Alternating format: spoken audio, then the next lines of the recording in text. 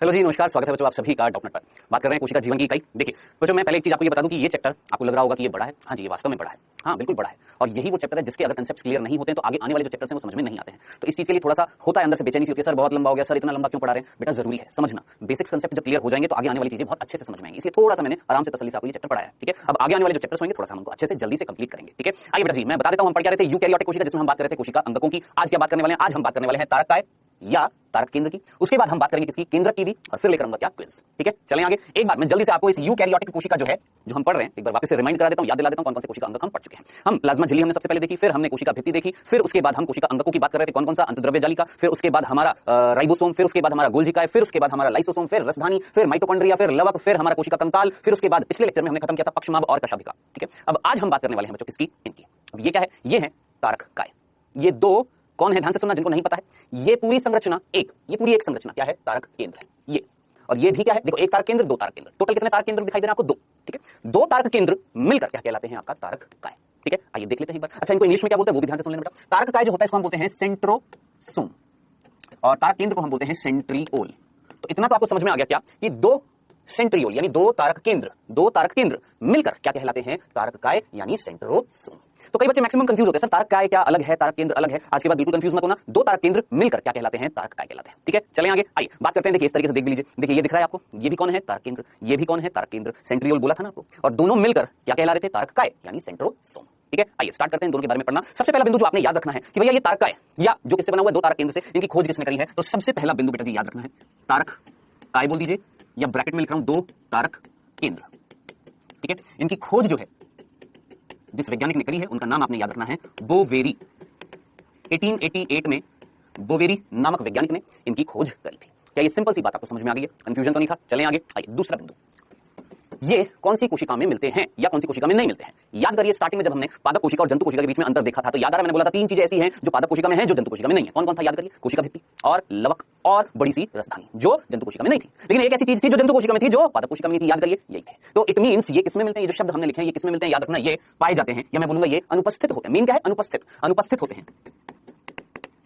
किसमें? याद रखना है आपने, किसमें? पादप कोशिका में। भूल मत जाना, पादप कोशिका में ये एब्सेंट होते हैं, अनुपस्थित होते हैं, भूलिएगा मत। सिंपल सा था। चलें आगे। कंफ्यूजन तो नहीं है? होंगे अभी कंफ्यूजन होंगे, हम सारी चीजें कवर करेंगे ना, सारी चीजें समझ में आ जाएंगी। पहले सुनो फिर समझो, फिर आपके सारे क्वेश्चन जो होंगे वो सारे क्लियर भी हो जाएंगे। ठीक है, आइए दो बिंदु समझ में आ गए। किसने खोज करी है? साहब इन्होंने खोज करी है।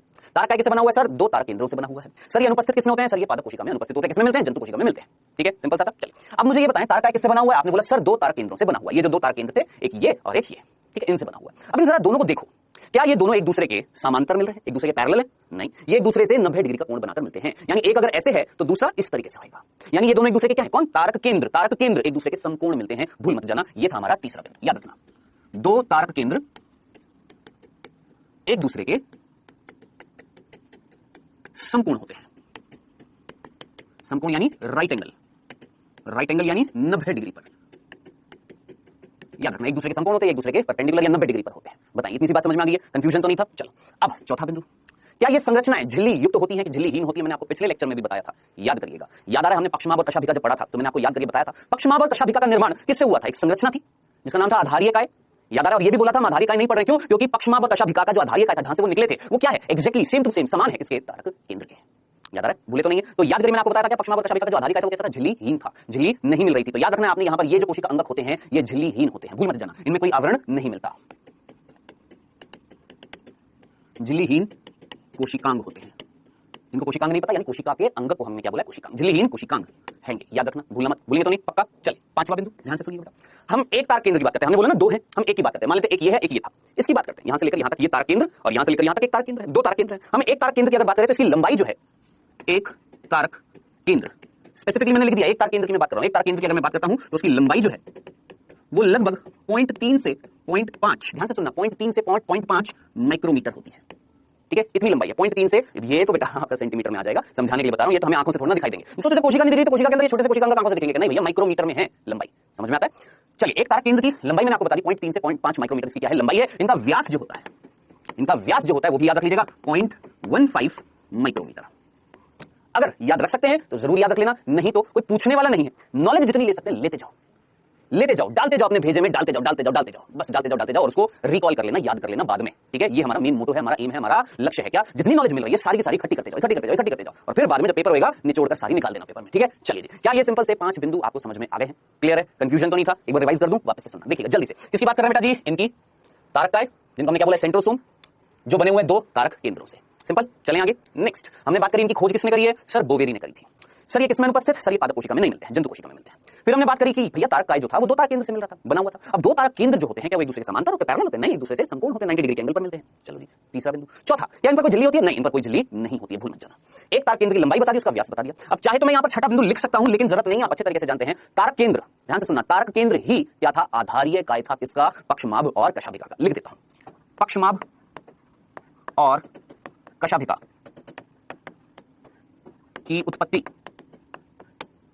आधारीय काय से होती है, जो एक तारक केंद्र होता है। आगे समझ में? ये जो हमने कशाभिका और पक्षमाभ पढ़ा था, देखिए एक बार वापस दिखा दूं पीछे। चलो ये देखो, ये देखो, ये हमने पढ़ा था ना, ये आधारीय का, ये था ना, ये आधारीय का दिख रहा है आपको? ये आधारीय का, ये क्या था? ये तारक केंद्र ही तो था। देखिए ये तारक केंद्र ही तो है, बिल्कुल ऐसा ही हमने यहां पर नहीं दिखाया। ये देखो बिल्कुल ऐसी संरचना, ये जो दिख रही है आपको, ये यहां पर मिल रही है, जिसको हमने बेसल बॉडी आधारीय काय बोला था ना, बस वही चीज मैंने यहां पर लिखी है मेरे भाई। यहां पर क्या पक्षमाभ जो कशाभिका थी, इनकी उत्पत्ति किससे हुई थी? हमने बोला सर आधारीय काय से हुई थी, बेसल बॉडी से हुई थी। क्या है बेसल बॉडी? एक प्रकार का कौन है? तारक केंद्र होता है। खत्म, बताएं, क्लियर है? चलें आगे, कंफ्यूजन तो नहीं है, आगे चलते हैं। नेक्स्ट 7वां बिंदु, बिंदु दर बिंदु चीजें याद रखनी है, ठीक है। अब 7वां बिंदु पढ़ने से पहले जरा जल्दी से मुझे बताएं, देखिए ये एक कोशिका है, ठीक, इस कोशिका के अंदर मान लो ये केंद्रक है, ठीक है। इस केंद्रक के पास में ये एक तारक है, एक, और ये दूसरा तारक है। 2 तारक केंद्र दिख रहे हैं आपको, ठीक है। ये तारक केंद्र है, ये भी तारक केंद्र, यानी क्या मिल रहा है? तारक काय, ठीक है। Done done. चलो अब जरा जल्दी से मुझे बताएं, अंदर क्या मिलेगा? आप बोलेंगे सर कोशिका द्रव्य। सर कोशिका द्रव्य में क्या मिलेंगे? सर कोशिका अंगक मिल रहे हैं। मैंने बोला चलो जी, बहुत अच्छी बात है। अब आप मुझे आंसर बताना, क्या तारक काय या 2 तारक केंद्र कहां पर मिल रहे हैं? केंद्रक के पास, किसमें? एक द्रव्य में, क्या नाम है? कोशिका द्रव्य, है ना? आप बोलेंगे सर कैसा प्रश्न पूछ रहे हैं, तो हमें पता है, कहां पर मिल रहे हैं? कोशिका द्रव्य में मिल रहे हैं। बहुत अच्छी बात है। अब देखना यहां पर मैं जो लाइन बोलने वाला हूं, देखिए वो कोशिका द्रव्य का वो भाग, ध्यान से सुनना, कोशिका द्रव्य का वो भाग जहां पर ये तारक केंद्र होते हैं। फिर से बोलूं, फिर से सुनना, कोशिका द्रव्य जो कोशिका में मिल रहा था, उसका वो क्षेत्र, कोशिका द्रव्य का वो क्षेत्र जहां पर तारक केंद्र मिल रहे हैं, उस एरिया का, उस कोशिका द्रव्य को हम क्या बोलते हैं? जहां पर ये दोनों मिलते हैं। कुल मिलाकर फाइनल सी बात कि ये जो कोशिका द्रव्य जहां पर ये दोनों मिल रहे हैं, क्या वो कोशिका द्रव्य जो होता है, क्या उसको हम कोशिका द्रव्य बोलते हैं? पर्टिकुलर उसका नाम है, क्या नाम है? ध्यान से सुनना, तारक द्रव्य। बस कुछ नहीं, सिर्फ शब्दों का खेल था। क्या कि कोशिका द्रव्य का वो क्षेत्र जहां पर तारक केंद्र मिलते हैं, उनको हमने क्या बोल दिया? तारक द्रव्य। यानी तारक द्रव्य कौन है? सोचो, तारक द्रव्य कोशिका द्रव्य ही तो है। तारक द्रव्य क्या था? वो द्रव्य जो कोशिका द्रव्य का भाग था, जहां पर मिल रहे हैं आपके तारक केंद्र। इसको इंग्लिश में बोलते हैं सेंट्रोस्फेयर। बताएं, क्या इतनी सी बात समझ में आ गई है? समझ में आ गया? तो क्या मैं ये बोल सकता हूं कि तारक केंद्र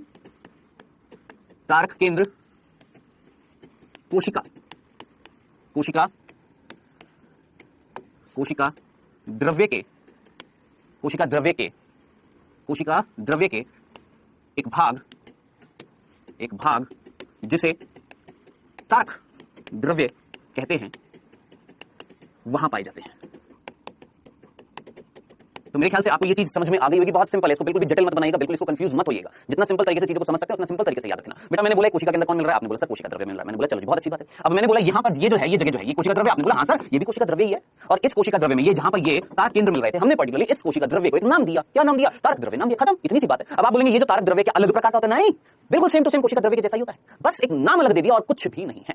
सिंपल सी बात समझ में आ गई है। चलें आगे, खत्म करें इसको, किसको? इन तारक केंद्रों और तारक को खत्म करें। चलें आगे, आइए अब हम फाइनली इनकी देखने वाले हैं संरचना, और फिर देखेंगे इनका कार्य। ठीक है, पहले इनकी एक बार संरचना देख लेते हैं। आइएगा 8वां बिंदु बेटा, इनके हम क्या देखने वाले हैं? संरचना देखने वाले हैं।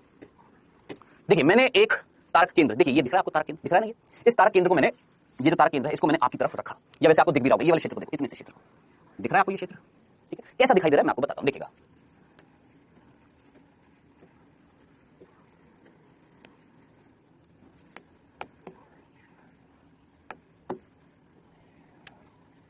एक, 2, 3, 4, 5, 6, 7, 8 और 9। ठीक है, अब देखिए मैं यहां पर क्या दिखाने वाला हूं, 1, 2, 3, या इसको इस तरीके से दिखाते हैं थोड़ा सा, 1, 2, 3, 1, 2, 3, 1, 2, 3, 1, 2, 3, 1, 2, 3, 1, 2, 3, 1, 2, 3, 1, 2, 3, 1, 2, 3। ठीक है, अब ये इस तरीके से मैंने 4 दिखा दिया यहां पर। ठीक है, 1, 2, 3, 3, फिर 3, फिर ये 3 और ये 3 दिख रहा है। ऐसी होती है संरचना किसकी? तारक केंद्रों की। अब आप बोलेंगे ऐसी संरचना, हाँ। अब आप मुझे बताएं, क्या आपने इंग्लिश में बोलते हैं कार्टव्हील, कार्टव्हील जानते हैं? पहिया होता है, पहिया, किसका पहिया होता है? जो गाय या जो खेतों को जोतने के लिए जो जिनका इस्तेमाल किया जाता है, ठीक है, गाय का या बैल का, तो उन बैलगाड़ी के जो पहिए जो होते हैं, किसके? बैलगाड़ी के जो पहिए होते हैं, बिल्कुल ऐसा दिखता है ये, ठीक है, बिल्कुल ऐसी संरचना दिख रही है, ठीक है। अब देखिए ये है क्या, ध्यान से सुनना। क्या इसके ऊपर कोई आवरण है? क्या कोई आवरण है यहां पर? नहीं, कोई आवरण नहीं है। मैंने आपको बता दिया था ये कैसे होते हैं, झिल्लीहीन होते हैं, ठीक है। अब है क्या ये संरचना? क्या है? आइए ध्यान से सुनिएगा, समझते हैं बेटा जी इस संरचना को बहुत सिंपल तरीके से। ध्यान से सुनना, ये क्या है? ये 1 2 3 फिर 1 2 3 फिर 1 2 3, ये क्या है? तो ये है वही जो हमने पिछले लेक्चर में पढ़ी थी। क्या याद है? पक्षमाभ और कशाभिका में परिधि पर क्या क्या मिला था? 9 याद आ रहे? 9 क्या थे? द्विक याद आ रहे? जोड़ीदार क्या मिल रहे थे? सूक्ष्म नलिका मिल रही थी ना। यहां पर जरा देखना, यहां पर भी 9 है। आप बोलिए हाँ सर, ये 1 मतलब 3 मिलकर 1 2 3 4 5 6 7 8 9, यानी यहां पर भी परिधि पर, कहां पर? परिधि पर 9 क्या मिल रही है? सूक्ष्म नलिकाएं मिल रही है। क्या मिल रही है भाई? सूक्ष्म नलिकाएं मिल रही है। लेकिन जरा सोचिए, द्विक हैं कि त्रिक हैं?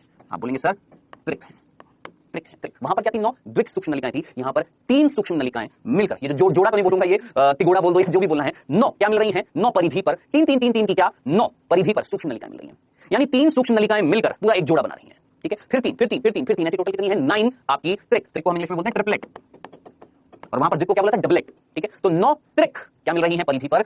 सूक्ष्म नलिका, ठीक है। अब आप मुझे बताएंगे, चलो मैं इनको नाम देता हूं, क्या? A B C, A B C, A B C, A B C. बाकियों में भी अंदर की तरफ सी है और बाहर की तरफ ए है। अब आप मुझे बताना, ये जो सी है, सी कौन है बेटा जी? ये सूक्ष्म नलिका है, अंदर वाली सी, बाहर वाली ए। ये जो सी है, क्या ये अगली जो सूक्ष्म नलिकाएं हैं 3, उनसे जुड़ी हुई है? लेकिन किससे जुड़ी हुई है? ए से। फिर इसकी सी अगली से जुड़ी हुई है, किससे? ए से। फिर इसकी सी अगली से जुड़ी हुई है, ए से। फिर इसकी सी अगली से जुड़ी हुई है, ए से। फिर सी, ए से। फिर सी, ए से। फिर सी, ए से जुड़ी हुई है। किसके द्वारा जुड़ी हुई है? क्या मैं इनको अंतर त्रिक सेतु बोलूंगा? सोचो, क्या बोलूंगा? अंतर त्रिक सेतु। वहां पर क्या था? याद करिए, अंतर द्विक सेतु था, यहां पर अंतर त्रिक सेतु है, याद रखना। वहां पर द्विक सेतु, यहां पर त्रिक सेतु, वहां पर 2 2 3, यहां पर 3 3 3 है।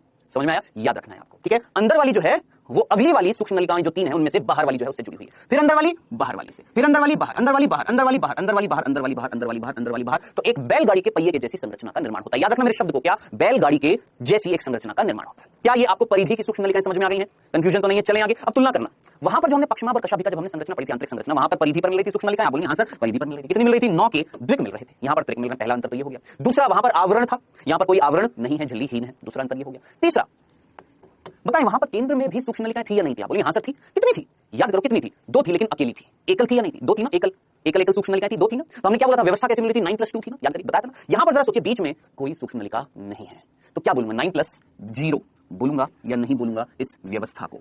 बताएं, क्या इस व्यवस्था को मैं सूक्ष्म नलिका की जो व्यवस्था मिल रही है, किसकी? सूक्ष्म नलिका की जो व्यवस्था मिल रही है, कैसी मिल रही है? 9 + 0 है या नहीं है? 9 क्या है? त्रिक है। कहां पर? परिधि पर। कौन? सूक्ष्म नलिका। बीच में सेंटर में कोई नहीं है, तो अरेंजमेंट जो होगा, व्यवस्था जो होगी, कैसी होगी? 9 + 0 होगी। बताइए, ये चीज समझ में आ गई? कंफ्यूजन तो नहीं है? फिर आप पूछेंगे सर फिर केंद्र में मिल क्या रहा है? पहली बात तो याद रखना, केंद्र में मिल रहे हैं प्रोटीन। केंद्र में मिल रहे हैं, क्या मिल रहे हैं? प्रोटीन। और ये जो संरचना है केंद्र, ऐसा नहीं है कि खाली है, नहीं, भरे पड़े हैं यहां पर प्रोटीन। ये जो संरचना जो होती है इसको हम बोलते हैं धुरी। याद रखना, क्या नाम देते हैं? धुरी, ठीक है। हब बोलते हैं इंग्लिश में, और हिंदी में बोलते हैं धुरी। धुरी खाली जगह नहीं है, यहां पर भरे पड़े हैं, क्या भरे पड़े हैं? प्रोटीन्स भरे पड़े हैं। याद रखना, यहां पर भूलना नहीं है। तो बीच में भरे पड़े हैं प्रोटीन्स, अलग अलग प्रकार के प्रोटीन्स हैं। कोई नहीं पूछने वाला आपसे अभी के लिए, नीट में भी, चाहे बोर्ड हो, चाहे नीट हो, चाहे कोई सी भी कक्षा, कोई नहीं पूछने वाला कि धुरी किससे बनी होती है। लेकिन आप जरूर याद रखना, धुरी में एक ऐसी जगह है जहां पर भरे पड़े हैं प्रोटीन्स। कोई सूक्ष्म नलिका यहां पर नहीं है, ये जरूर याद रखना। कोई सूक्ष्म नलिका अगर नहीं है तो हमने लिखा 0, लेकिन परिधि पर मिल रही है। हाँ जी मिल रही है। कितनी मिल रही है? 9 मिल रही है। किस रूप में? त्रिक के रूप में, ठीक है। जो अंदर वाली है वो अगली सूक्ष्म नलिकाओं के बाहर वाली से जुड़ी हुई है, किससे? सेतु से। बस इतनी सी ही मामूली सी सिंपल सी संरचना है किसकी? तारक केंद्र की। बस इतनी सी संरचना, और कुछ भी नहीं है मेरे भाई। देख लो, देखो ध्यान से देखो, आपको यहां पर क्या ये 1 2 3 दिख रही है? फिर 1 2 3 1 2 3 1 2 3 1 2 3 1 2 3 1 2 3 1 2 3 1 2 3 दिख रही है? नहीं दिख रही है? दिख रही है ना। सेम टू सेम यहां पर भी। अब जरा सोचिए, पूरी क्या है? सूक्ष्म नलिका है मेरे भाई। कौन बेटा? ये पूरी की पूरी सूक्ष्म नलिका है, लंबी सी नलिका है, जिसको हमने क्या बोला? सूक्ष्म नलिका, जो किससे बनी हुई है? ट्यूब्यूलिन प्रोटीन से। आया समझ में? ये थी संरचना किसकी बेटा? हमारे तारक केंद्र की। आइए यहां पर लिख देता हूं संरचना कैसी मिल रही है, आपने सीधा सीधा याद रखना। संरचना की अगर हम बात करते हैं तो 9 + 0 याद रखना व्यवस्था मिलती है, ठीक है। जिसमें 9 क्या थे? जरूर याद रखना, त्रिक सूक्ष्म नलिका। कहां पर? परिधि पर। 0 मतलब लिखने का कोई औचित्य नहीं है, यहां पर बात ही नहीं है। 0 का मतलब केंद्र में कोई सूक्ष्म नलिका नहीं है। ये थी सिंपल सी संरचना किसकी? तारक केंद्र की। बताएं, चलें आगे। कंफ्यूजन तो नहीं है? पक्का। अब फाइनल सी बात करते हैं। सर संरचना समझ में आ गई है, उस संरचना में व्यवस्था समझ में आ गई है, आवरण नहीं है, जहां मिल रहे हैं कोशिका द्रव्य में, उस कोशिका द्रव्य को हमने नाम दिया तारक द्रव्य। सर यही वो तारक केंद्र हैं जो पक्षमाभ और कशाभिका का आधारीय काय बनाते हैं। सर एक तारक केंद्र की लंबाई इतनी, व्यास इतना। सर ये झिल्लीहीन होते हैं, दो तार केंद्र मिलकर क्या कहला रहे तारका है, और दो तार केंद्र एक दूसरे के समकोण होते हैं। खोज किसने करी है सर? बोवेरी ने करी है। अनुपस्थित होते किसमें? पादप कोशिका में। ध्यान से सुनिएगा, बहुत भयंकर क्वेश्चन अभी आने वाला है, ठीक है। आइएगा, हम यहां पर बात कर रहे थे, ये सारी चीजें 8 बिंदु हो गए। आखिरी बिंदु बेटा 9वां, इनका कार्य क्या है? इनका कार्य क्या है? सिंपल सी चीज, ये क्या फंक्शन करते हैं, इनका फंक्शन क्या है इन तारक का? ये पूछेंगे ना, आइए ध्यान से सुनना। हालांकि जब हम अगला अध्याय पढ़ेंगे ना, बस ये खत्म होने वाला चैप्टर, इसमें आखिरी चीज रह गई है केंद्रक, ठीक है। 2 लेक्चर्स में खत्म हो जाएगा हमारा, ठीक है। सर अगला चैप्टर जब हम पढ़ेंगे, आप में से कई पूछेंगे सर अगला चैप्टर कौन सा पढ़ेंगे बेटा? अगला चैप्टर जो हम पढ़ने वाले हैं, देखिए कोशिका पढ़ा है, तो इसके बाद क्या पढ़ेंगे? कोशिका विभाजन या कोशिका चक्र और कोशिका विभाजन जो है अगला अध्याय होगा हमारा, क्योंकि इसी से संबंधित है, ठीक है। तो बेटा जी अगले चैप्टर में जब हम बात करेंगे, जिसका थोड़ा सा भाग मैंने आपको बताया भी था पहले जब हमने कोशिका भित्ति पढ़ी थी, ठीक है। अभी के लिए सिर्फ मामूली सी चीज, इतना सा सुन ले मेरी बात को, देखिएगा ये एक कोशिका है मेरे भाई, जिसके अंदर ये केंद्रक है, और ये मैंने आपको 2 तार केंद्र बना दिए हैं। किसके पास होते हैं? केंद्र के पास होते हैं। दिखाई ना अभी, देखो वापस से देखो, हर चीज को गौर से देखो। ये केंद्र के बैंगनी से रंग का दिखाई दे रहा है, इसके बिल्कुल पास में होते हैं, ये है ना। तो हम यहां पर बात कर रहे थे कि सर ये कोशिका है, ये इसका केंद्रक है, और इसके पास है ये 2 तारक केंद्र मिलकर तारकाई कहला रहे हैं। सर काम क्या कर रहे हैं जल्दी से बताओ, सब्र नहीं हो रहा है सर, काम क्या कर रहे हैं? थोड़ा सा सब्र रखो, हर चीज में पेशेंस जरूरी है। हाँ जी बेटा, आप मुझे बताएं एक कोशिका विभाजन करती है या नहीं करती है? बोलिए हाँ सर कोशिका विभाजन करती है। जल्दी से मुझे बताएं सबसे पहले उसका क्या विभाजन करना चाहिए, या उसका कोशिका द्रव्य विभाजित होता है कि पहले केंद्रक विभाजित होता है? जरा सोचिए, मैंने आपको बताया पहले किसका विभाजन होता है? केंद्रक का होता है ना। और उस प्रक्रिया को हम क्या बोलते हैं? याद करिए, बताया था उस प्रक्रिया को हम क्या बोलते हैं? कैरियोकाइनेसिस। क्या नाम देते हैं? कैरियोकाइनेसिस। सिंपल, क्या नाम देते हैं? कैरियोकाइनेसिस, ठीक है। अब केंद्रक जब विभाजित होता है ना, तो उस समय क्या होता है? ध्यान से सुनना, ध्यान से सुनना। हालांकि ये बाद में भी आएगा, लेकिन मैं हल्का सा हिंट दे रहा हूं आपको। इस केंद्रक के अंदर डीएनए होता है। क्या होता है बेटा? जिस केंद्रक के अंदर होता है डीएनए, वो बिखरा हुआ होता है इस तरीके से। आपके मन में बहुत सारे प्रश्न उठ रहे होंगे, मुझे पता है, लेकिन अभी केंद्रक स्टार्ट नहीं किया। जब होएगा स्टार्ट, फिर आपको सारी चीजें पढ़ेंगे हम केंद्र के बारे में। अभी सिर्फ इतना सा, केंद्रक में कौन है भाई मेरे? डीएनए है। डीएनए जो एक आनुवंशिक पदार्थ है, जो एक पीढ़ी से दूसरी पीढ़ी में जाता है। यानी मेरे से जब मेरा बच्चे का निर्माण होगा, ध्यान से सुनना, मैं जब अगली पीढ़ी का निर्माण करूंगा, मेरे से जब अगली पीढ़ी आएगी, मेरा बच्चा जब पैदा होगा, तो मेरे बच्चे के अंदर मेरा क्या जाएगा? जो जाएगा वो कहलाएगा आनुवंशिक पदार्थ। क्या जाएगा? डीएनए जाएगा। वो डीएनए कहां मिल रहा है सर? केंद्रक में मिल रहा है। इतनी सी बात समझ में आई? सिर्फ इतनी सी, जितना पढ़ा रहा हूं बस उसको सुनो। क्या? कोशिका, उस कोशिका के अंदर केंद्रक, केंद्रक में कौन है? आनुवंशिक पदार्थ है। कौन है? डीएनए। आनुवंशिक पदार्थ का मतलब क्या होता है? वो पदार्थ जो एक पीढ़ी से दूसरी पीढ़ी में जाता है। अब जरा सोच समझ के मुझे बताएं, एक कोशिका से जब नई कोशिका बनेगी, तो क्या वो संतान कोशिका नहीं होंगी? ये कोशिका से जब नई कोशिका बनेगी बेटा, तो जरा सोचिए, क्या ये नई कोशिकाएं संतान कोशिका नहीं होंगी? क्या मैं इनको संतति कोशिका नहीं बोलूंगा? इस कोशिका की संतान ही तो है। ये कोशिका विभाजन करके 2 नई कोशिका बनाई है। जो किसने बताया था? याद करिएगा, रुडोल्फ विर्चू ने बताया था ना कि एक नई कोशिका का निर्माण किससे होता है? पुरानी पूर्ण स्थित कोशिका से होता है। तो ये क्या कहलाएगी? जनक कोशिका। जनक, इसने उत्पत्ति करी है इन दोनों की, ये नई कोशिकाएं हैं। तो आप मुझे बताएं, मैंने क्या बताया? आनुवंशिक पदार्थ क्या था? जो एक पीढ़ी से दूसरी पीढ़ी में जाता है, नई चीज में जाता है, नई पीढ़ी बनाता है। अब जरा सोचिए, ये एक जनक कोशिका है और ये संतान कोशिका है, तो जनक कोशिका से संतान कोशिका में डीएनए जाएगा कि नहीं जाएगा? बिल्कुल जाएगा मेरे भाई, बिल्कुल जाएगा। जाएगा ना? जाएगा ना? इतनी सी बात समझ में आ गया? ध्यान से सुनना। ये नई कोशिका बनाने से पहले हमें क्या करना है भैया? कैरियोकाइनेसिस कराना है। हमें केंद्रक का विभाजन करना है। किसका? केंद्रक का। आपने बोला सर केंद्रक में तो मिल रहे हैं डीएनए मिलते हैं। क्या मिलते हैं? डीएनए बिखरे पड़े, बिखरा पड़ा है। कौन? डीएनए, ठीक है। वो जो जाल जो होता है ना डीएनए का, उसे हम बोलते हैं क्रोमैटिन। बाद में भी आएगा, वापस से बता रहा हूं, इसको यूं समझो। देखो आपका रूम है, मान लो रूम, उसके अंदर आपने धागे लिए, सुई धागे वाले धागे होते हैं, वो धागे बिखेर रखे क्या? धागे, ठीक है। वो धागे जो बिखरे हुए हैं आपके रूम के अंदर, जाल सा नहीं बन जाएगा? बस वैसा ही जाल डीएनए का अंदर मिलता है, इसमें केंद्र में, जिसे हम क्रोमैटिन क्या नाम देते हैं? क्रोमैटिन नाम देते हैं। क्या नाम देते हैं? क्रोमैटिन नाम देते हैं। इसी बात समझ में आ गई? चलें आगे। अब क्या होता है जब कोशिका में कैरियोकाइनेसिस होता है? क्या होता है? कैरियोकाइनेसिस होता है तो ये जाल सिकुड़ता है। क्या बोला? ये जो धागे हैं ना डीएनए के, ये सिकुड़ते हैं और सिकुड़कर बना देते हैं गुणसूत्र। क्या बना दिया मेरे भाई? गुणसूत्र। एक छोटी सी चीज सिंपल सी पूछ रहा हूं, हालांकि इस चैप्टर में आएगा, टेंशन मत लेना। मैं जस्ट एक ट्रेलर दिखा रहा हूं आपको इस चीज का। क्या कि कोशिका के अंदर केंद्रक के अंदर था आनुवंशिक पदार्थ। कौन? डीएनए, जो बिखरा हुआ था एक जाल के रूप में। जब ये कोशिका विभाजन करना स्टार्ट करती है, तो सबसे पहले होता है कैरियोकाइनेसिस। कैरियोकाइनेसिस के दौरान, किसके दौरान? कैरियोकाइनेसिस के दौरान क्या होता है कि अंदर जो डीएनए का जो जाल था ना, वो सिकुड़ता है, और सिकुड़कर, वो जो जाल था कौन था? क्रोमैटिन। वो सिकुड़कर क्या बनाता है? गुणसूत्र बनाता है। यानी क्रोमैटिन संघनित होता है और बनाता है क्रोमोसोम। गुणसूत्र को इंग्लिश में क्या बोलते हैं? क्रोमोसोम। इतनी सी बात समझ में आ गई? चलें आगे। अब क्या होगा? अब मुझे बताइए क्या थे? 2। आप बोलिए सर ये तारक केंद्र थे। जब ये केंद्रक के अंदर क्रोमैटिन संघनित होकर सिकुड़कर गुणसूत्र बना दिया था, तो केंद्रक आवरण, आप बोलिए केंद्रक आवरण कहां गया? खत्म हो गया। केंद्रक आवरण खत्म हो गया, डीएनए संघनित होकर गुणसूत्र बना दिए, और वो गुणसूत्र एक रेखा में, सीधी सी रेखा में लग जाते हैं, ठीक है। और ये जो दो तारक केंद्र थे ना, इस दौरान पहुंच जाते हैं कहां पर? ध्रुवों पर। यहां पर कौन पहुंच गया? आपके तारक केंद्र। अब जिनको समझ में नहीं आया, मैं वापस से बता रहा हूं, फिर से आराम से तसल्ली से सुनना, ध्यान से सुनना। ये कोशिका, केंद्रक के अंदर कौन? आनुवंशिक पदार्थ डीएनए बिखरा हुआ है, ठीक है। 2 है तारक केंद्र। मुझे इस कोशिका को विभाजन करना है, तो सबसे पहले इसके केंद्र का विभाजन कराना है। तो क्या होगा? ध्यान से सुनना। कैरियोकाइनेसिस के दौरान क्या होगा? केंद्रक आवरण खत्म हो जाएगा। सुनना, केंद्रक आवरण खत्म हो जाएगा, ठीक है। फिर क्या बचेगा? बोलेंगे सर डीएनए का जाल जो है उसका क्या होगा? बेटा वो जाल सिकुड़ जाएगा, संघनित हो जाएगा, और संघनित होकर क्या बनाएगा? गुणसूत्र बना दिए। सारे के सारे गुणसूत्र एक रेखा में लग गए। अब क्या हुआ सर? ये जो तारक केंद्र थे, इन्होंने क्या किया बेटा? इन तारक केंद्र ने, जो किससे बने हुए, जल्दी से मुझे बताएं। ये तारक केंद्र किससे बने हुए? जल्दी से मुझे बताएं। आप बोलेंगे सर ये तारक केंद्र बने हुए थे सूक्ष्म नलिकाओं से। बने हुए थे ना? सूक्ष्म नलिकाओं से बने हुए थे। याद करिए क्या बने हुए थे? किससे बने हुए थे? आप बोलेंगे सर सूक्ष्म नलिकाओं से बने हुए। सर ये सूक्ष्म नलिकाएं दिखाइए। अब बेटा ये सूक्ष्म नलिकाएं किससे बनी हुई है? याद करिए ट्यूब्यूलिन प्रोटीन से। किससे बनी हुई है? ट्यूबुलिन प्रोटीन से बनी हुई है ना। अब देखिए ये आपको एक सूक्ष्म नलिका दिख रही है। ये सूक्ष्म नलिका दिख रही है आपको? ये दिख रही है ना? ये सूक्ष्म नलिका किससे बनी हुई है? ट्यूबुलिन प्रोटीन से। देखना ध्यान से सुनना। ये सूक्ष्म नलिका के अंदर जो ट्यूबुलिन प्रोटीन है, वो बढ़ता जा रहा है, और ट्यूबुलिन प्रोटीन का एक तंतु, ट्यूब्यूलिन प्रोटीन का एक तंतु निकलेगा इस सूक्ष्म नलिका से बाहर। ऐसे इससे भी बाहर, ऐसे इससे भी बाहर। क्या निकलते जा रहे हैं? जरा इमेजिन करें, क्या निकलते जा रहे हैं? जरा सोचिए, एक नली है, एक सिंपल सा एग्जांपल देता हूं। आपके घर में नली है, उस नली से बाहर पानी आ रहा है कि नहीं आ रहा है ना? बस उसी तरीके से ये नली है, इन नली से कुछ रेशे निकल रहे हैं, धागे से निकल रहे हैं इन नलियों से। किसके? ट्यूब्यूलिन प्रोटीन के, ठीक है। अब जरा सोचिए जो रेशे होते हैं, क्या मैं इनको तंतु बोल सकता हूं? नहीं बोल सकता। क्या बोलूंगा इनको? क्या बोलूंगा? तंतु बोलूंगा ना। अब ध्यान से देखिएगा बेटा जी, यहां पर क्या कि ये जो तारक केंद्र थे, ये तारक केंद्र किससे बने हुए? सूक्ष्म नलिकाओं से बने हुए ना। और ये सूक्ष्म नलिकाएं जो हैं ये निकाल रही हैं, क्या निकाल रही हैं? ये तंतु निकाल रही हैं, ये प्रोटीन के तंतु निकाल रही हैं। और इन तंतुओं को हम नाम देते हैं तरकु तंतु। क्या नाम देते हैं? तरकु तंतु। और ये तरकु तंतु जाकर जुड़ जाते हैं, देखकर मुझे बताएं किससे जाकर जुड़ गए हैं? सर ये जाकर जुड़ गए हैं गुणसूत्रों से। अब आगे क्या होगा वो मैं आपको अभी नहीं बताऊंगा, क्योंकि वो हम अगले अध्याय में पढ़ेंगे। सर अब आगे क्या होगा? वैसे इतना सही दे देता हूं, ये तरकु तंतु खींचेंगे, और जब ये खींचेंगे तो कौन टूट जाएंगे? गुणसूत्र टूट जाएंगे। फिर आगे क्या होगा? अब आपके मन में प्रश्न आएंगे ना, सर आगे क्या होगा? सर ये टूटे हुए गुणसूत्र कहां जाएंगे? तसल्ली रखना, पेशेंस रखना, अगले चैप्टर में आएगा। अभी के लिए बस मुझे इतनी सी बात बता दो, बस इतनी सी। तारक केंद्र, ये जो तारक केंद्र, जो दो तारक केंद्र तारकाएं बना रहे थे, वो तारक केंद्र कोशिका विभाजन की कैरियोकाइनेसिस अवस्था के दौरान, ध्यान से मेरे वर्ड्स को सुनिएगा क्या बोल रहा हूं।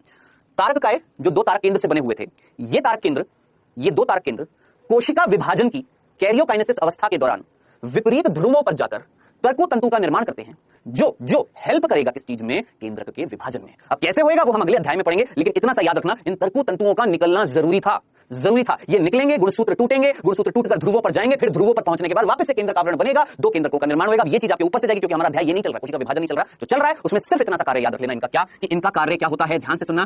तारक केंद्र कोशिका विभाजन की कैरियोकाइनेसिस अवस्था को संपन्न करते हैं। क्या इतनी सी लाइन आपको समझ में नहीं आई? क्या ये जो तारक केंद्र हैं ये क्या संपन्न कर रहे हैं? ये क्या कर रहे हैं? सर ये जो है, ये कोशिका विभाजन जो है उसकी एक अवस्था है जिसका नाम है कैरियोकाइनेसिस, जिसमें केंद्र का हम विभाजन करने वाले हैं। इसको करवाने में सहायता कर रहे हैं, इसको संपन्न कर रहे हैं। कैसे? ये सर, ये तरकु तंतु का निर्माण करते हैं।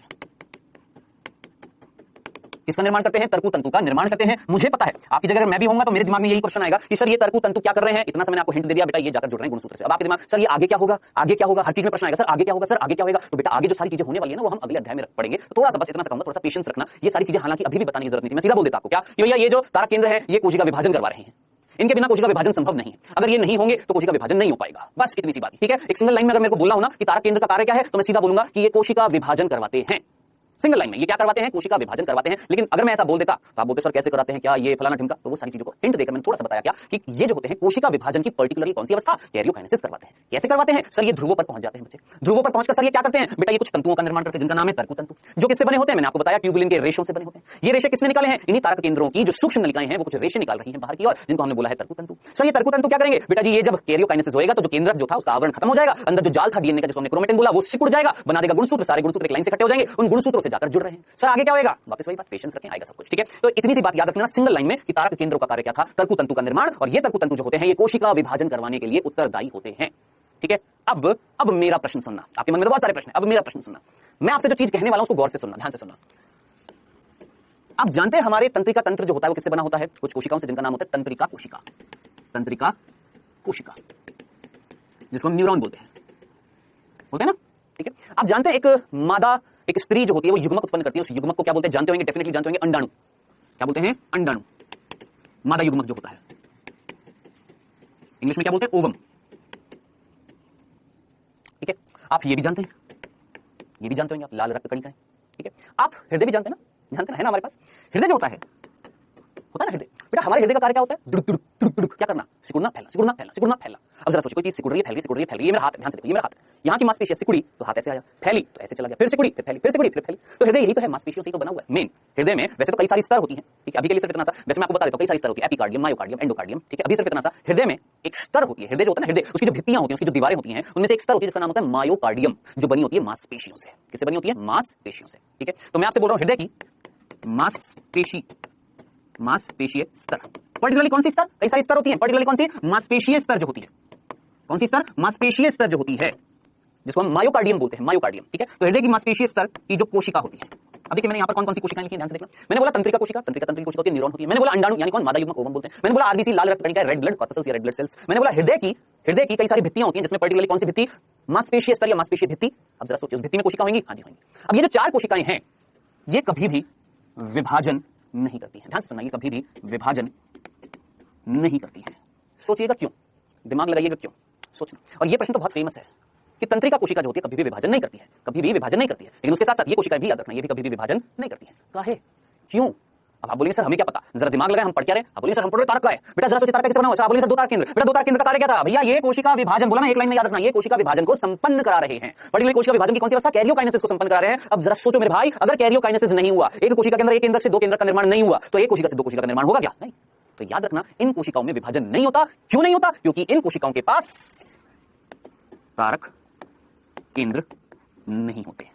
भूल मत जाना, याद रख लेना इस चीज को, क्या इन कोशिकाओं में तारक केंद्र नहीं होते। अब आपका प्रश्न होगा सर ये विभाजन नहीं करेंगे तो क्या करेंगे मेरे भाई, वृद्धि करेंगी, आकार में बड़ी होंगी। हम जब पैदा हुए थे ना, जितनी तंत्रिका थी ना मेरे अंदर, उतनी अभी भी उतनी ही है। पैदा होने के बाद मेरे अंदर नई तंत्रिकाओं का निर्माण नहीं हुआ।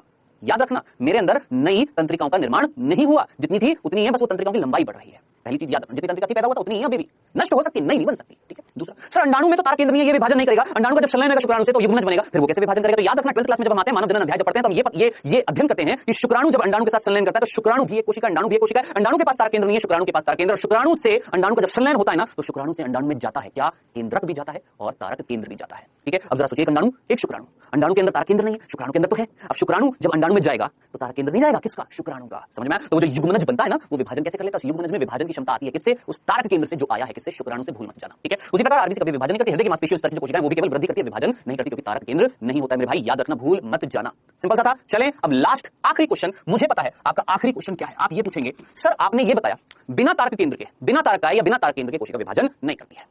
यही था ना कि विदाउट तारक केंद्र या तारक काय कोशिका विभाजन नहीं करती है। जैसे इन कोशिका में नहीं था तो कोशिका ने विभाजन नहीं किया। उस हिसाब से आप बोलेंगे सर पादप कोशिका जो होती है, पादप कोशिकाएं जो होती है, उन पादप कोशिका में भी तो ये अनुपस्थित है, ये अनुपस्थित है। उड़ी बाबा, पादप कोशिका में ये अनुपस्थित है, हमने पढ़ा। और अगर पादप कोशिका में अनुपस्थित है तो उस हिसाब से तो पादप कोशिका भी विभाजन नहीं कर पाएंगी। यही बात आएगी कि नहीं आएगी, जरा सोचिए। हमने यही तो पढ़ा मेरे भाई कि इन कोशिकाओं में तारक केंद्र नहीं था तो विभाजन नहीं हुआ, यानी तारक केंद्र के बिना विभाजन नहीं होता, या तारक काय के बिना विभाजन नहीं करती है कोशिका, सीधी सी बात है। हमने फिर ये भी देखा सर पादप कोशिका में भी तो ये अनुपस्थित होता है, फिर उस हिसाब से तो पादप कोशिका भी विभाजन नहीं करनी चाहिए, लेकिन पादप कोशिका तो विभाजन करती है। कैसे सर, कैसे करेगी, पूछेंगे ना। तो याद रखना पादप कोशिका में, पादप कोशिका में, ध्यान से सुनना मेरी बात को, ये बुक्स में नहीं लिखा हुआ है, मैंने कहीं ना कहीं से अध्ययन करके ये पता लगाया था पहले, क्योंकि ये मैक्सिमम बच्चों के सवाल होते हैं। क्योंकि जब बच्चे सवाल पूछते हैं और टीचर को अगर नहीं आता तो टीचर पढ़ता है, टीचर पढ़ता है तो उसका भी ज्ञान बढ़ता है। अब कोई टीचर अगर पढ़ेगा नहीं तो सीधी सी बात है उसके अंदर ज्ञान नहीं आएगा, वो कैसे बताएगा बच्चों। तो ये याद रखना कि अगर आप पढ़ते हैं ना तो आपके साथ साथ हम भी पढ़ते हैं। ये मत सोचना कि हम नहीं पढ़ाई करते हैं। जितनी पढ़ाई आप अगर करते हो ना 5 से 6 घंटे अगर पढ़ते हो तो बेटा 5 से 6 घंटे मैं भी पढ़ता हूं, क्योंकि मुझे भी अपडेट रहना पड़ता है। कौन सा प्रश्न आ जाए, कैसा प्रश्न आ जाए, तो हमें भी पढ़ाई करनी पड़ती है। तो मेरे को याद है बच्चे ने पूछा सर आपके हिसाब से तो फिर तारक केंद्र जो है वो विभाजन करवाता है, जो इन कोशिकाओं में नहीं था तो ये कोशिका विभाजन नहीं कर रही थी, बहुत अच्छी बात है। उस हिसाब से तो पादप कोशिका जो है उसमें भी अनुपस्थित होता है, फिर तो पादप कोशिका भी विभाजन नहीं करनी चाहिए। मैंने बोला ओरी बाबा बात तो सही है, पादप कोशिका भी विभाजन नहीं करनी चाहिए, लेकिन पादप कोशिका तो विभाजन करती है। अब कैसे करेगी, तो पादप कोशिका में सिर्फ शब्द अंतर है, सिर्फ शब्द का खेल और कुछ नहीं। पादप कोशिका में तारक काय ना होकर कौन होता है, वर्ड याद रखना, ध्रुवीय काय, पोलर कैप बोलते हैं इंग्लिश में, हिंदी में बोलते हैं ध्रुवीय काय। याद रखना जंतु कोशिका में जो संरचना होती है वो होती है तारक काय, ठीक है, जो किससे बनी हुई है, 2 तारक केंद्रों से। पादप कोशिका में याद रखना, पादप कोशिका में तारक काय का काम कौन करती है, ध्रुवीय काय। अब आप बोलेंगे सर, पूछेंगे ना सर इसमें और सर इसमें अंतर क्या है, पूछेंगे ना सर इसमें अंतर क्या है, पूछेंगे ना। चलिए ये भी बताता हूं, आइए देखिएगा बेटा। मैंने अभी आपको ये बताया था कि ये जो तारक काय है, इसके ये जो 2 तारक केंद्र थे, ये कोशिका विभाजन के दौरान क्या बना रहे थे। आपने बोला सर तर्कु तंतु बना रहे थे। मैंने बोला वेल डन, बहुत अच्छी बात। मैंने आपसे पूछा सर तर्कु तंतु किससे बने हुए हैं। आपने बोला सर ये तर्कु तंतु जो थे सर ये कुछ सर ये जो तर्कु तंतु थे इन सूक्ष्म नलिकाओं से निकले थे, रेशे थे। किसके, याद करिए, अभी थोड़ी देर पहले बताया था किसके, ये धागे किसके थे। आपने बोला सर ये धागे थे ट्यूबुलिन प्रोटीन के। मैंने बोला बहुत अच्छी बात है, ये किसके थे, ट्यूब्यूलिन प्रोटीन के, है ना। किससे बने हुए थे, ट्यूबुलिन प्रोटीन से। कौन से, अभी थोड़ा सा डिटेल में चला जाता है मामला, बच्चे पूछते हैं तो बताना पड़ता है। सर ट्यूबुलिन प्रोटीन से बने होते हैं कौन, तर्कु तंतु, ठीक है, एक रेशे के रूप में निकला था सूक्ष्म। देखो खुद सूक्ष्म नलिका भी किससे बनी हुई है, ट्यूबुलिन प्रोटीन से। अब वो संरचना जो है वो एक नलिका है और उस नलिका से एक प्रोटीन का एक तंतु बाहर निकला, उसको हमने बोला रेशा, एक तंतु, क्या नाम है, तर्कु तंतु, जो भी किससे बना हुआ है, ट्यूबुलिन प्रोटीन से। बस फर्क इस चीज का था, संरचना एक नलिका के रूप में मिल रही है ट्यूबुलिन प्रोटीन और उस नलिका से निकल रहे हैं रेशे किसके, ट्यूबुलिन प्रोटीन के। तो नलिका क्या थी, सूक्ष्म नलिका, उससे जो रेशा निकला ट्यूबुलिन प्रोटीन का उसको हमने बोला तर्कु तंतु। कौन से होते हैं, थोड़ा सा डिटेल में चला जाएगा, नाम याद रखना, अल्फा और बीटा ट्यूब्युलिन प्रोटीन होते हैं। कौन से होते हैं, अल्फा और बीटा ट्यूबुलिन प्रोटीन्स होते हैं। याद रखना किसमें, तर्कु तंतु, वो तर्कु तंतु जो तारक केंद्र से निकले थे, वो तारक केंद्र जिन्होंने बनाया था तारक काय, वो जो किसमें मिल रहा था, जंतु कोशिका में। किसी बात समझ में आई। अब आपने प्रश्न पूछा सर पादप कोशिका में कैसे होगा, तो हमने बोला पादप कोशिका में बिल्कुल तारक काय के जैसे ही संरचना मिलती है, ध्रुवीय काय, और ये ध्रुवीय काय बना होता है ध्रुवीय केंद्रों से। देखिए ध्रुवीय केंद्रों से, किससे बना हुआ बेटा जी, ध्रुवीय केंद्रों से। बस शब्दों का खेल है और कुछ नहीं है, ये शब्द ही खा जाते हैं। तारक काय बना हुआ है 2 तारक केंद्र से, ध्रुवीय काय बना हुआ है 2 ध्रुवीय केंद्रों से। तारक केंद्र जो थी उसी सूक्ष्म नलिका ने निकाले थे तर्कु तंतु। यहाँ पर ध्रुवीय केंद्र है, ये भी निकालेंगे क्या, ये ध्रुवीय केंद्र भी किससे बने हुए, सूक्ष्म नलिकाओं से, ये भी निकालेंगे तर्कु तंतु। आप बोलेंगे सर फर्क क्या है, अभी भी समझ में नहीं आ रहा फर्क क्या है। बस इतना सा फर्क, ये जो तर्कु तंतु होंगे ना ये बने होते हैं ट्यूबुलिन प्रोटीन, जिसका नाम है गामा ट्यूब्युलिन प्रोटीन। बस इतना सा था अंतर, बस इतना सा अंतर था, बस मामूली सा। समझ में आया? तो जंतु कोशिका में होते हैं तारकाय, बने होते हैं दो तारक केंद्र। ये दो तारक केंद्र कोशिका विभाजन के दौरान विपरीत ध्रुवों पर जाकर इनकी सूक्ष्म नलिकाएं निकालती हैं रेशे। उन रेशे को हम बोलते हैं तर्कुतंतु, जो जंतु कोशिका में बने होते हैं अल्फा और बीटा ट्यूबुलिन प्रोटीन से। वहीं पादप कोशिकाओं में जो संरचना होती है उसको हमने एक अलग नाम दिया, क्या? ध्रुवीयकाय, जो बना होता है दो ध्रुवीय केंद्रों से। ये ध्रुवीय केंद्र भी सूक्ष्म नलिकाओं से बने हुए हैं, ये निकालते हैं तर्कुतंतु। वो तर्कुतंतु बने होते हैं गामा ट्यूबुलिन प्रोटीन से। अब आप बोलेंगे ये ट्यूबुलिन प्रोटीन अलग अलग प्रकार के होते हैं। हाँ जी, एक चैप्टर आपका जैव अणु, जहां पर आप पढ़ेंगे प्रोटीन्स के बारे में, जहां पर आप उनकी देखेंगे संरचना, प्राथमिक, द्वितीय, तृतीय, चतुर्थ, ठीक है? तो वहां पर आप बात करेंगे अल्फा और बीटा संरचनाएं होती हैं, और एक और होती है गामा संरचना, ठीक है? अभी के लिए मामूली सी इतनी सी चीज मेरे ख्याल से आपको समझ में आ गई होगी, आई होप। आगे समझ में ज्यादा भारी तो नहीं पड़ा मामला, याद रखना ये हमने पूरा खत्म कर दिया है क्या? तारकाय। अब नेक्स्ट जो टॉपिक आ रहा है उसका नाम है क्या? केंद्रक। ये है बेटा जी हमारा केंद्रक, है ना? प्यारा सा डायग्राम। ये है कौन? केंद्रक। और इसके बाहर कोशिका द्रव्य। अब बात करेंगे किसकी? केंद्रक की। अब केंद्रक जो है, जिसको हम न्यूक्लियस बोलते हैं, केंद्रक को हम क्या बोलते हैं? न्यूक्लियस। अब साहब इसमें क्या क्या चीजें मिलती हैं, कुछ थोड़ी बहुत जानकारी मैं आपको देने वाला हूं इसके बारे में, केंद्रक के बारे में। जल्दी से सुनिएगा। सबसे पहली चीज, आप अच्छे तरीके से जानते हैं केंद्रक की खोज किसने करी? आप जानते हैं 1831 में 1831 में मैंने आपको बताया भी था, किसने? याद करिए, पढ़ाया था, बताया था, किसने? रॉबर्ट ब्राउन ने। किसने बेटा? रॉबर्ट ब्राउन ने खोज करी थी 1831 में इसकी केंद्रक की। क्या मैंने आपको नहीं बताया? बिल्कुल बताया। कहां से करी थी ये भी बताया। याद करिए, याद करिए। एक ऑर्चिड पादप होता है, उसकी जड़ों की कोशिकाओं में केंद्रक की खोज करी थी किसने? रॉबर्ट ब्राउन ने। बताएं, इतनी सी बात समझ में आ गई है? कंफ्यूजन तो नहीं था? एक और बिंदु, एक वैज्ञानिक था हैमरलिंग। आई होप इतनी बात भी याद होगी, ये भी मैंने आपको बताया था। हैमरलिंग ने एक हरी शैवाल पर कार्य किया था जिसका नाम था एसिटा बुलेरिया, जो एक एकल कोशिकीय, ध्यान से सुनना, एकल कोशिकीय हरी शैवाल है। भूल मत जाना, एक यूनिसेल्युलर ग्रीन एल्गी है, एकल कोशिकीय हरी शैवाल है। कौन? एसिटा बुलेरिया। इस पर काम किया था किसने? हैमरलिंग ने। और क्या बताया? याद करिए, ये भी मैं आपको बता चुका हूं। क्या बताया था? एक कोशिका का निर्देशक कौन होता है? केंद्रक होता है। क्या बताया था? एक कोशिका का निर्देशक केंद्रक होता है। एक कोशिका के अंदर समस्त कार्य जो होते हैं उनका नियंत्रण, एक कोशिका के अंदर जितने भी कार्य होते हैं उनका नियंत्रण कौन करता है? केंद्रक करता है। और सिंपल तरीके से बोलूं, देखो मैं ये लिख रहा हूं, मैं बोल भी रहा हूं, मैं चल भी रहा हूं, मैं सोता भी हूं, मैं पढ़ता भी हूं, मैं खाना भी खाता हूं, यानी ये सारी चीजें मेरे शरीर के अंदर जो हो रही है, मेरा शरीर जितने भी कार्य कर रहा है, कौन नियंत्रित करता है मेरे भाई? जरा सोचो। मैं हंसता भी हूं, मैं रोता तो नहीं हूं, हाँ गुस्सा भी कर लेता हूं, ये सारे कार्य कौन नियंत्रित कर रहा है? हमारे शरीर का, हमारे पूरे शरीर का निर्देशक कौन है? हमारा ब्रेन, मस्तिष्क, है ना? हमारी बॉडी का डायरेक्टर कौन? ब्रेन। ऐसे ही उसी प्रकार हमारी कोशिकाएं जो होती हैं उनके कार्य को नियंत्रित कौन करता है? कौन? ये केंद्रक। ये किसने बताया? हैमरलिंग ने। 2019 नीट का ये प्रश्न है, भूल मत जाना, भूलना मत इस चीज को, ठीक है? सिंपल सा था। चलें आगे। आज के लिए इतना ही पढ़ेंगे, आज के लिए बस इतना ही पढ़ेंगे, इतना जितना आज पढ़ाया है मैंने आपको। तारकाय, तारक केंद्र बता दिया है। केंद्रक के बारे में थोड़ी सी मामूली से सिर्फ दो बिंदु बताएं बस। नेक्स्ट लेक्चर में पूरा डिटेल से पढ़ेंगे क्या? केंद्रक, ठीक है? अब आज जो बेटा जी हम लोगों ने पढ़ा है उसका रिवीजन अगर मैं आपको बोलूं तो देखिए, हमने कुल मिलाकर हमने बात करी थी तारकाय या तारक केंद्र। हमने बोला खोज किसने करी? बोवेरी ने करी। एक तारक केंद्र का व्यास देखा, उसकी लंबाई देखी। हमने बात करी दो तारक केंद्र एक दूसरे के संपूर्ण होते हैं, इन पर कोई झिल्ली नहीं मिलती है। जिस कोशिका द्रव्य में, जिस जगह कोशिका द्रव्य में मिलते हैं वो कोशिका द्रव्य क्या कहलाता है? तारक द्रव्य कहलाता है। इनकी संरचना की हमने बात करी। 9+0 व्यवस्था थी, जिसमें 9 त्रिक सूक्ष्म नलिकाएं परिधि पर मिली थी, बीच में कुछ नहीं था, बीच में जो खाली जगह थी जिसमें प्रोटीन भरे हुए थे उसको हमने धुरी बोला है, ठीक है? त्रिक आपस में जुड़े रहते हैं अंतरत्रिक सेतु से, ये मैंने आपको बता दिया था। कार्य मैंने आपको बताया भैया कोशिका विभाजन करवा रहे हैं, बस। जिन कोशिका में नहीं थे वो बता दिया, ये भी बताया पादप कोशिका में इनका कार्य कौन करता है, इनके जैसी संरचना, बस थोड़ा सा फर्क होता है। वहां पर जो ट्यूबुलिन प्रोटीन जो तर्कुतंतु में निकलता है वो होता है पादप कोशिका में गामा ट्यूबुलिन, और यहां पर जंतु कोशिका में जो होता है अल्फा और बीटा ट्यूबुलिन। ये था हमने तारकाय, तारक केंद्र पढ़ा। केंद्रक में मैंने मामूली सी चीज बताई है, केंद्रक खोज किसने करी है? केंद्रक एक कोशिका का निर्देशक है, ये किसने बताया? बस आज इतना ही पढ़ा है, ठीक है? अब आने वाला बेटा जी आपका क्विज, आपकी स्क्रीन पर पहला प्रश्न आपकी स्क्रीन पर आता हुआ फर्स्ट। तारक केंद्र में सूक्ष्म नलिकाओं की कैसी व्यवस्था पाई जाती है? 9+3, 9+2, 9+0, 2+9, जल्दी से आंसर दीजिए। तारक केंद्र पूछा गया है, ना कि पक्षमाभ और कशाभिका। दूसरा प्रश्न बच्चों, केंद्र की खोज की थी किसने? Robert Hooke, Robert Greene, Robert brown, Robert गेलो। चलिए समय हुआ समाप्त। बताइए क्या ये सिंपल से क्वेश्चन नहीं कर पाया? बहुत सिंपल से, बहुत सिंपल। तारक केंद्र थे, उसमें सूक्ष्म नलिकाएं किस व्यवस्था में मिली थी? सीधा सीधा 9+0, परिधि पर 9 सूक्ष्म नलिकाओं का त्रिक मिल रहा था, ट्रिपलेट मिल रहा था, और बीच में कुछ नहीं थी, सूक्ष्म नलिकाएं नहीं थी, इसलिए 9+0 करेक्ट आंसर थर्ड, ठीक है? दूसरा प्रश्न था केंद्र की खोज किसने करी थी? रॉबर्ट ब्राउन ने 1831 में ऑर्चिड पादप की जड़ों की कोशिका में करी थी। सिंपल। बताएं ऐसा प्रश्न अगर आएगा छोड़ेंगे क्या? बिल्कुल नहीं छोड़ेंगे। और ऐसे प्रश्न आते हैं, इजी आते हैं। आपको लग रहा है सर ऐसे आते हैं, आ जाते हैं मेरे भाई। पिछले वर्षों के प्रश्न उठाकर देखिएगा, बहुत इजी प्रश्न आते हैं, ठीक है? बशर्ते याद रहते हैं या नहीं रहते हैं। अभी टॉपिक के दौरान जब प्रश्न करते हैं तो बड़े आसानी से हो जाते हैं, बच्चों को लगता है ऐसे इजी प्रश्न आते हैं। हाँ आते हैं, लेकिन जब हमारे इतने सारे चैप्टर से प्रश्न आते हैं तो चीजें हम भूल जाते हैं, ठीक है? तो रिवाइज करते रहिएगा, ठीक है? होमवर्क मिलेगा आपको नीचे होमवर्क सेक्शन में, और नेक्स्ट लेक्चर में हम बात करेंगे मेरे भाई केंद्र की। सबसे इंपॉर्टेंट टॉपिक है इस चैप्टर का, ठीक है? तो मिलेंगे बेटा जी नेक्स्ट लेक्चर में। Okay then, tata bye bye.